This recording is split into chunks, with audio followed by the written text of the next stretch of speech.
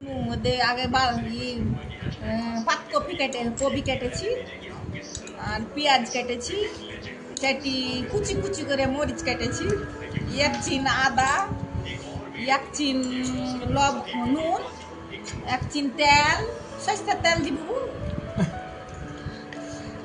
আর আর ওই এলাচের গুঁড়া এগুলো সব দিয়েছি। একটু এলাচের গুঁড়া দিয়েছি ভাই,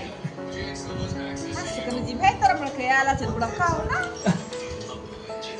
আর দিয়ে তখন বেসনের আটা না ময়দার আটা গুলাকে খুবই ঘুরতে ঘুরতে ঘুরতে মাখনি। একটু করে কালজিরা দিয়েছি, কালজিরা খেলে মানুষের উপকার হয় কিনা সেটাকে একটু কালজিরা দিয়েছি। আর দিয়ে তখন বেলুন দিয়ে এমনি এমনি করে করে হাত লেগে গেল রে।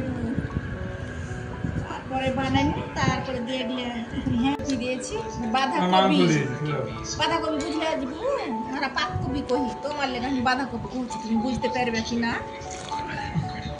পাতকপি দিয়েছি আর গাজর দিয়েছি দুটা, আর একটু পেঁয়াজ দিয়েছি কেটে কুচি কুচি করে ঝিরি ঝিরি করে কেটে। তারপরে তো করবো গরম পানি করবো, দিয়ে ফুটা ফুটা একটা আমার বাসন আছে ওইগুলা দিয়ে তখন করবো। দেখলে তো আর আগে সবাইকে খাইয়ে এখন কি করবো, লাস্টে খেতে কয়টা মাত্র ভাগ করেছি, এটি খেয়ে আমার পেট ভরে সমস্ত